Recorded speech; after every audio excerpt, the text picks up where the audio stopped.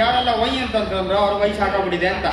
ಇನ್ನೊಂದ್ಸಲ ಹೇಳುವಾ, ಬೋಲೋ ಭಾರತ್ ಮಾತಾಕಿ. ಯಪ್ಪ ಫುಲ್ಲು ಹಾಲು ಬರೀ ಯುವಕರೇ ತುಂಬವ್ರೆ ಅಲ್ವಾ? ಯಾಕಂದ್ರೆ ನನಗೆ ಕಳಿಸಿರೋದು ಯುವಶಕ್ತಿ ಬಗ್ಗೆ ಮಾತಾಡಿ ಅಂತ ಹೇಳಿದ್ದಾರೆ. ಬಟ್ ಈ ಕೂತಿರೋನೆಲ್ಲ ನೋಡ್ತಿದ್ದಂಗೆ ಅನಿಸ್ತು ಖಂಡಿತವಲ್ಲಿ ಇವರೆಲ್ಲ ಯುವಕರೇ ಅಂತ. ಅಲ್ಲಿ ಯುವಕರೆಲ್ಲ ಮುದುಕರಾಗ್ಬಿಟ್ಟಿದ್ದಾರೆ, ಅದು ನಮಗಲ್ಲ ಅಂತ ಅವರಲ್ಲಿದ್ದಾರೆ. ಬಟ್ ಇವರೆಲ್ಲ they still feel that we are Young. ಅದಕ್ಕೋಸ್ಕರ ನಾವು ಯುವಶಕ್ತಿಯ ಸಮಾರಂಭಕ್ಕೆ ಹೋಗಿ ಕೂತ್ಕೊಳ್ಳೋಣ ಅಂತ ಬಂದಿರಿ. ಕೂತಿರೋ ನೀವೆಲ್ಲರೂ ಯುವಕರೇ. ಓಕೆ, ಯು ವಾ ಏನ್ ಸ್ಪೆಲ್ಲಿಂಗು? YUVA. ಯು ಅಂತಂತಂದ್ರೆ young at heart. Always feel young at heart. ಈಗಷ್ಟು ನಮ್ಮ ವಾದಿರಾಜರು ಬಂದು ಹೇಳ್ತಾ ಇದ್ರು, ಸರ್ ನಮ್ಮ ಕಾಲೇಜಲ್ಲಿ ಎಲ್ಲ ನಾನು ಲೆಕ್ಚರರು ಓದ್ ಕೇಳಿದಾಗ ಮಕ್ಕಳಿಗೆಲ್ಲ ಹೇಳ್ತಾ ಇರ್ತೀನಿ, always we feel young at heart ಅಂತ. ಸೊ ಇಲ್ಲಿ ಕೂತಿರೋರೆಲ್ಲರೂ ಕೂಡ you feel young at heart, right? Second, uniqueness. ನನ್ನ ವ್ಯಕ್ತಿತ್ವದಲ್ಲಿ ಒಂದು ಯೂನಿಕ್ನೆಸ್ ಇರಬೇಕು ಅಲ್ವಾ? ಪ್ರತಿಯೊಬ್ಬರ ಜೀವನದಲ್ಲೂ ಒಂದು ಯೂನಿಕ್ನೆಸ್. ಅವನ ಹಂಗಲ್ಲ ಕಣ, ನಾನು ಮಾಸ್ಟರ್ ಪೀಸ್ ಕಣ ಅಲ್ವೇನಮ್ಮ, ನಾನು ಮಾಸ್ಟರ್ ಪೀಸ್ ತಾನೆ. ನನ್ನಂಗೆ ಇನ್ನೊಂದು ನೀವು ಪ್ರಪಂಚದಲ್ಲಿ ಎಲ್ಲ ಹುಡುಗರು ಸಿಗುತ್ತಾ? ಒಂದೇ ಥರ ಮೊಬೈಲ್ ಸಿಗ್ತದೆ, ಆದರೆ ನಂತರ ಇನ್ನೊಂದು ಪೀಸ್ ಸಿಗೋದೇ ಇಲ್ಲ. ಸೊ ನಾನು ಯೂನಿಕ್. ನಾವು ಹೆಂಗಿದ್ದೀವಿ ನಾನು ಖುಷಿ ಪಡೋಣ. Next, values. ಜೀವನದಲ್ಲಿ ಮಹತ್ತರವಾದ ವ್ಯಾಲ್ಯೂಸ್ಗಳನ್ನು ಇಟ್ಕೊಂಡಿರ್ಬೇಕು. ಹಾಗೆ ಆಟಿಟ್ಯೂಡ್. ಯಾವುದೇ ಸಂದರ್ಭ ಬಂದರೂ ಕೂಡ ತಲೆ ಬಗ್ಸುವಂಥ ಕೆಲಸ ಮಾಡಬಾರ್ದು ಅಲ್ವಾ? ಸೊ ಅದು ಆಟಿಟ್ಯೂಡ್. ತಲೆ ಎತ್ತುವಂಥ ಕೆಲಸನೇ ಇರುವಂಥದ್ದು, ರೈಟ್? ಈಗ ಈ ರೀತಿ ಇರಬೇಕು ಅಂತಂದ್ರೆ ಹೆಂಗೆ ಅಂತ ಒಂದು ಸಣ್ಣ ಕತೆ ಹೇಳಿ ನಾನು ಬೇಗ ಮುಗಿಸ್ತೀನಿ. ನಾನು 3 ಮಿನಿಟ್ಸ್ ಮುಗಿಸ್ಕೊಡ್ತೀನಿ. Okay, right? ಏನು ಅಂತಂತಂದ್ರೆ ಒಂದು ಯಾಕಂದ್ರೆ ಸಾಕಷ್ಟು ಜನ ನನ್ನ ಮಾತು ಕೇಳಬೇಕು ಅಂತಾನೆ ಬಂದು ಸರ್ ನಿಮ್ಮ ಭಾಷಣ ಇದೆ ಅಂತ ನಿನ್ನೆಯಿಂದ ಕೇಳ್ತಾ ಇದ್ದಾರೆ. ಇದೆಯಪ್ಪ, ಇದ್ರೆ ಕೊಟ್ಟರೆ ಮಾತಾಡ್ತೀನಿ, ಇದ್ರೆ ಹೊರಡ್ತೀನಿ ಅಂತ.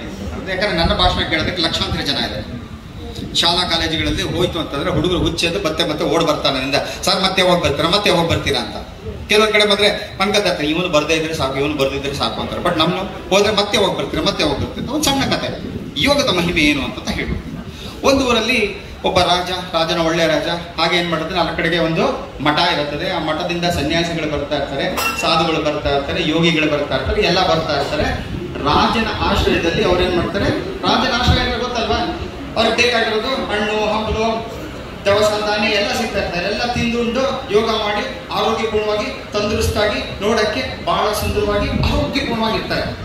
ಆದರೆ ಪಟ್ಟಣದಲ್ಲಿರುವಂತರ ಹಂಗಿರ್ತಾರ.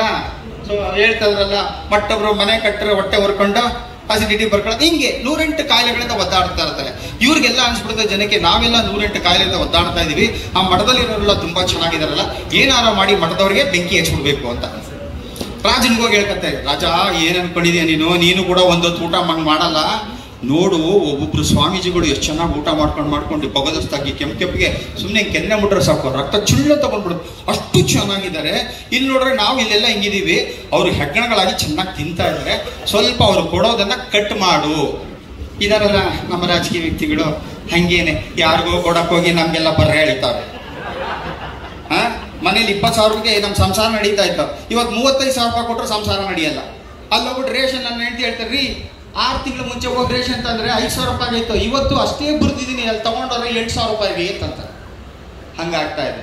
ಯಾರನ್ನೋ ಮೆಚ್ಚಕ್ಕೆ ಇನ್ಯಾರನ್ನೋ ಆಳಿಸುವಂಥವ್ರು. ಸೊ ಹೋಗ್ತಾರೆ, ಇಲ್ಲಿಂದ ಹೋಗ್ಬಿಟ್ಟು ಹೇಳ್ತಾರೆ, ರಾಜ ಹೇಳ್ತಾನೆ, ಹೌದಾ ಸರಿ ಹಂಗಾರೆ ಸ್ವಾಮೀಜಿನ ಕರ್ಸ್ಬಿಟ್ಟು, ಏನು ಸ್ವಾಮೀಜಿ ನಿಮ್ಮ ಬಗ್ಗೆ ಹಿಂಗೆಲ್ಲ ಅಪಪ್ರಚಾರ ಬರ್ತಾ ಇದ್ದಲ್ಲ, ಏನ್ ಮಾಡೋಣ ಅಂತ ಹೇಳಿ ಸ್ವಾಮೀಜಿ ಹೇಳ್ತಾರೆ, ಸರಿ ರಾಜ ಇವತ್ತು ರಾತ್ರಿ 2 ಗಂಟೆಗೆ ನಾನು ಅರಮನೆಗೆ ಬರ್ತೀನಿ, ನನ್ನ ಜೊತೆ ಬಾ ಅಂತ. ಏನಕ್ಕೆ ಅಂತ ರಾತ್ರಿ ಹೋಗ್ತದಂಗೆ ಹೇಳ್ತೇನೆ. ರಾತ್ರಿ ರಾಜನಿಗೆ 2 ಚಮ್ ನೀರು ತಗೋ ಅಂತಂತಾನೆ. ರಾಜನಿಗೆ ಆಶ್ಚರ್ಯ, ಬೆಳಗ್ಗೆ ತಾನೇ ಚಮ್ ತಗೊಂಡೋಗೋದು, ಇದ್ಯಾಕೆ ಮಧ್ಯರಾತ್ರಿ ಕೇಳಿದ್ರೆ ಚಮ್ ಬಿಡ್ಕೊಂಬ ಅಂತ. ಅದು 2 ಚಮ್ ಬಿಡ್ಕೊಂಬ ಅಂತಾನೆ. ತಗೊಂಬನ್ನಿ ರಾಜ, ನಾ ಹೇಳ್ತೀನಿ ಅಂತಂತಾನೆ. ಸರಿ 2 ಚಮ್ ನೀರು ಇಟ್ಕೊಂಡು ಹೋಗ್ತಾರೆ. ಹೋಗ್ತಾ ಇದ್ದಂಗೆ ಹೇಳ್ತಾನೆ, ಇದು ಯಾರ ಮನೆ? ಮಂತ್ರಿ ಮನೆ. ಇಲ್ಲಿ ಯಾರಿರೋದು? ಮಂತ್ರಿ. ಯಾರು ಮಲಗಿರೋದು? ಮಂತ್ರಿ. ಇವನ ಮೇಲೆ ಛಳಾರ ಅಂತ ಹಾಕು ನೀರು ಅಂತ. ಅವನ ಮೇಲೆ ಛಳಾರ ಅಂತ ನೀರು ಹಾಕ್ತಾರೆ. ಹಾಕಿದ ತಕ್ಷಣ ನಾವು ಕಂತ್ರಿ ಮಗನ, ಬೋಳಿ ಮಗನ, ಸುಳ್ಳು ಆ ಮಗನ, ಈ ಮಗನ, ಯಾಕೆ ಊಟ ಅಂತ ಬೈದ. ಹೇಳ್ತಾನೆ ರಾಜ, ನಮ್ಮ ರಾಜ ಬಂದ ಮಲಕ ಹೋಗೋ ಮಲಕಂಡ. ಅಲ್ಲಿಂದ ಹೋಗ್ತಿದ್ದಂಗೆ ಇನ್ಯಾವ ಮನೆಗೆ ಹೋದ? ಸೊ ದಳಪತಿ ಮನೆಗೆ ಹೋದ. ದಳಪತಿ ಮಲಗಿದಾನೆ, ಹಾಕು ನೀರ್ ಮೇಲೆ ಚಮ್ ನೀರು ತಗೊಂಡು ಪಲಾರ ಅಂತ. ಅವನ ತಕ್ಷಣ ಅವನ ಅಕ್ಕ ಮಕ್ಕಳ ಬರ್ತದಲ್ಲ, ಎಲ್ಲ ಅನ್ಗಳನ್ನ ಸೇರ್ಸ್ಕೊಂಡು ಬೈದ. ಹೇಳ್ದ ರಾಜ, ನಾನು ರಾಜ ಬಂದಿದ್ದೀನಿ, ಮಲಕ ಹೋದ್ರೆ ಒಳ್ಳೆ ಅಂತ. ಬನ್ನಿ ಸ್ವಾಮಿ, ಈಗ ಆಶ್ರಮಕ್ಕೆ ಹೋಗೋಣ. ಅದೇ 2 ಚಮ್ ನೀರು ತಗೋ. ಮತ್ತೆ 2 ಚಮ್ ನೀರ ತಗೊಳ್ಳಿ ಸ್ವಾಮಿ ಅಂತಾನೆ. 2 ಚಮ್ ನೀರು ತಗೊಳ್ತಾನೆ, ಬರ್ತಾನೆ ಆಶ್ರಮದಲ್ಲಿ ಬರ್ತಾನೆ. ನೋಡಿ ಇಲ್ಲೆಲ್ಲ ನಮ್ಮ ಸನ್ಯಾಸಿಗಳ ಮಲಗರು, ಹಾಕಿ ಅವ್ರ ಮೇಲೆ ನೀರು ಅಂತ. ಹಾಕಿದ ತಕ್ಷಣ ನೀರಾಗಿದ ತಕ್ಷಣ ಎಲ್ಲರಿಗೂ ಹರೇ ರಾಮ ಹರೇ ಕೃಷ್ಣ ಹರೇ ರಾಮ ಹರೇ ಕೃಷ್ಣ ಹರೇ ರಾಮ ಹರೇ ಕೃಷ್ಣ ಅಂತ.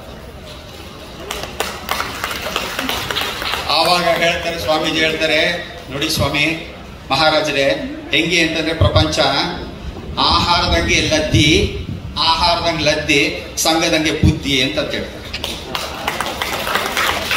ಸೊ ನಾವು ತಿನ್ನುವಂತ ಆಹಾರ ಚೆನ್ನಾಗಿರ್ಬೇಕು, ನಾವು ಮಾಡುವಂತ ಸಹವಾಸ ಚೆನ್ನಾಗಿರ್ಬೇಕು. ಚೆನ್ನಾಗಿದ್ದ ಮಾತ್ರ ಬುದ್ಧಿ ಚೆನ್ನಾಗಿರುತ್ತೆ. ಇಲ್ಲಿ ಯಾಕಂದ್ರೆ ತಿನ್ನುವಂಥದ್ದನ್ನ ದೇವರ ಪ್ರಸಾದ ಅಂತ ತಿಂತಾರೆ, ಹಾಗೇನೆ ಸಂಘನೂ ಚೆನ್ನಾಗಿ ಮಾಡ್ಕೊಳ್ತಾರೆ ಅಂತ ಹೇಳ್ತಾರೆ. ಸ್ವಾಮಿ ವಿವೇಕಾನಂದ ಒಂದು ಮಾತನ್ನ ಹೇಳ್ತಾ ಇರ್ತಾರೆ. ಏನು ಅಂತಂದ್ರೆ, ನೀನಲ್ಲ ಸಾಮಾನ್ಯ ವ್ಯಕ್ತಿ, ನೀನಲ್ಲ ಸಾಮಾನ್ಯ ವ್ಯಕ್ತಿ, ನಿನ್ನಲ್ಲಿಹುದು ದಿಶಕ್ತಿ, ನಿನ್ನಲ್ಲಿಹುದು ದಿಶಕ್ತಿ. ಇದನ್ನ ಹರಿತರೆ ನೀನಾಗುವ ಮಹಾಶಕ್ತಿ, ಇದನ್ನರಿತರೆ ನೀನಾಗುವ ಮಹಾಶಕ್ತಿ. ಇದರ ಜೊತೆ ನೀ ಬೆಳೆಸಿದರೆ ನಿನ್ನ ಬುದ್ಧಿಶಕ್ತಿ, ಕೊಡಬಲ್ಲೆ ಸರ್ವ ಸಂಕಷ್ಟಗಳು ಮುಕ್ತಿ ಅಂತ ಹೇಳ್ದ. ಬೋಲೋ ಭಾರತ್ ಮಾತಾ ಕಿ ಜೈ. Thank you for your sensitive